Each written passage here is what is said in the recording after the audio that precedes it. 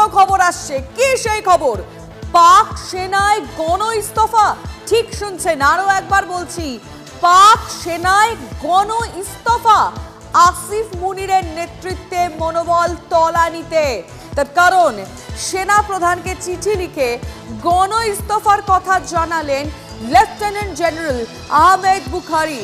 কি জানানো হয়েছে, কি লেখা হয়েছে সেই চিঠিতে, আমি জানতে চাইবো সায়ন্ত ভট্টাচার্য আমাদের রিপোর্টারের কাছ থেকে। সায়ন্ত, একদমই দেখো, পেহেলগাঁওতে যে ঘটনা ঘটেছে তাতে কিন্তু পাকিস্তানি সেনার মধ্যে গণ ইস্তফা দেওয়ার হিড়িক পড়ে গিয়েছে। রীতিমতো বেকায়দায় এবং ভারতীয় কৌশলের কাছে বেকায়দায় পড়েছে পাক সেনারা।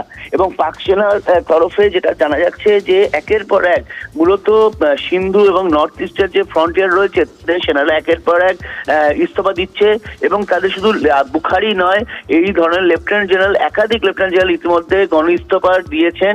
ইতিমধ্যে ডিজি আইএসপিআর পাক সেনার তরফে মেজর জেনারেল, তিনি পদমর্যাদার একজন অফিসার, তিনি পাক সেনার সমস্ত আধিকারিককে চিঠি দিয়েছেন যে কোন রকম ইস্তফা দেওয়া যাবে না, এবং ইস্তফা দেওয়া যাবে না, যদি কেউ ইস্তফা দেয় সেটা পাকিস্তানের আইন মোতাবেক ব্যবস্থাও নেওয়া হবে সেই সেনার বিরুদ্ধে।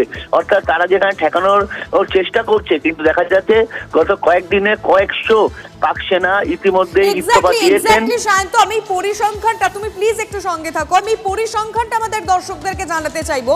মানে কতজন সেনা ইস্তফা দিয়েছেন, কতজন অফিসার, ভালো করে শুনে নিন। গত 48 ঘন্টায় ইস্তফা দিয়েছেন অন্তত 250 অফিসার আর 1200 জওয়ান। পাক সেনা প্রধানকে লেখা বুখারীর চিঠি এখন ভাইরাল হয়েছে। আবারও বলছি, 250 জন, 250 অফিসার আর 1200 জওয়ান। তাহলে সীমান্তে রক্ষার জন্য কজন থাকবে? পদত্যাগের কারণ হিসেবে কি দেখানো হয়েছে জানেন? অসুস্থতার মানসিক চাপ। আমি কথা বলতে চাইবো সায়ন্তর সঙ্গে। সায়ন্ত, 1200 জন জওয়ান তারা যদি ইস্তফা দিয়ে দেয়, সীমান্তে থাকবেন কজন? মানে একটা দেশের তো 1200 জন জওয়ান, মানে সেটা অনেক। একদমই দেখো, 1200 জন জওয়ান তো দেওয়া মানে হচ্ছে একটা সীমান্ত রক্ষায় তাদের যে সমস্যা হয়ে দাঁড়াবে সেটা কিন্তু নিশ্চিতভাবে বলা চলে।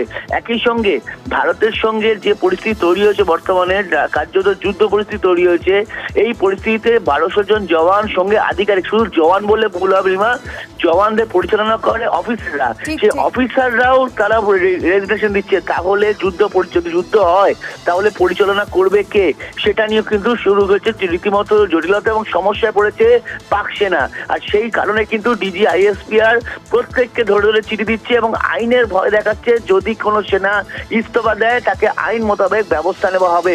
অর্থাৎ আইন মোতাবেক তাদের বিরুদ্ধে একাধিক আইনি ব্যবস্থা নেওয়া হবে। এই পেহেলগাঁওয়ের অপরাধীদের কঠোরতম শাস্তি দেওয়া হবে, দেশবাসীকে কথা দিলেন প্রধানমন্ত্রী নরেন্দ্র মোদী। দেশ রাগে ফুঁসছে, শহীদদের পরিজনেরা সুবিচার পাবেন। রেডিও বার্তায় আবারও আশ্বাস দিয়েছেন প্রধানমন্ত্রী। हर भारतीय का खून आतंकी हमले की तस्वीरों को देखकर खौल रहा है। पहलगाम में हुआ यह हमला आतंक के सरपरस्तों की हताशा को दिखाता है, उनकी कायरता को दिखाता है। भारत के हम लोगों में जो आक्रोश है, वो आक्रोश पूरी दुनिया में है।